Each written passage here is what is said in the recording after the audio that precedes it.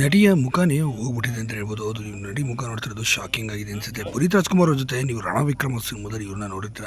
ಕನ್ನಡದಲ್ಲಿ ಅಭಿನಯಿಸುವ ಒಂದೇ ಸಿನಿಮಾ ಆದರೂ ಕೂಡ ರಣ ವಿಕ್ರಮ ಸಿನಿಮಾದಲ್ಲಿ ತುಂಬಾ ಅದ್ಭುತವಾಗಿ ಕೂಡ ಅಭಿನಯಿಸಿದರು. ಇವರಿಗೆ ಕೇವಲ 32 ವರ್ಷ. ನೋಡಿಗೆ ಕೂಡ ತುಂಬಾ ಮುದ್ದಾಗಿರೋಂಥ ಈ ನಟಿ ಆದರ್ಶ್ ಶರ್ಮಾ ಮುಖ ಆಗಿರೋ ನೋಡಿ ಶಾಕ್ ಆಗಿದೆ. ಸದ್ಯ ಅವರೇ ಈ ಫೋಟೋನ ಈಗ ರಿವೀಲ್ ಮಾಡಿದ್ದಾರೆ.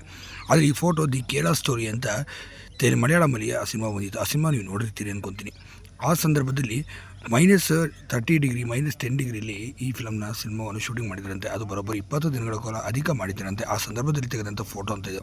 ಆ ಸಂದರ್ಭದಲ್ಲಿ ಅವರ ಮೈ, ಕೈ, ಬಾಯಿ, ತುಟಿ, ಮುಖ ಎಲ್ಲದೂ ಕೂಡ ಕಂಪ್ಲೀಟಾಗಿ ಇದೇ ರೀತಿ ಆಗೋಗಿತ್ತಂತೆ. ಬರ್ನ್ ಆದೋ ರೀತಿಯಲ್ಲಿ ಆಗಿತ್ತಂತೆ. ಇದನ್ನು ಸರಿಪಡಿಸೋಕ್ಕೆ ಸತತವಾಗಿ 6 ತಿಂಗಳ ಕಾಲ ಆಗಿತ್ತು. 6 ತಿಂಗಳ ಕಾಲ ಮನೆಯಿಂದ ಆಚೆನೇ ಬಂದಿಲ್ಲ. ಆದರೆ ದಿ ಕೇರಳ ಸ್ಟೋರಿ ಸಾಕಷ್ಟು ವಿವಾದಾತ್ಮಕ ಅಡಿಯಲ್ಲೂ ಕೂಡ ಅದು ಸಿನಿಮಾ ಬರೋಬ್ಬರಿ 200 ಕೋಟಿಗೂ ಅಧಿಕ ಇದು ಪಡೆದುಕೊಂಡಿತ್ತು, ಹಾಗೆ ಬಾಚಿಕೊಂಡಿತ್ತು.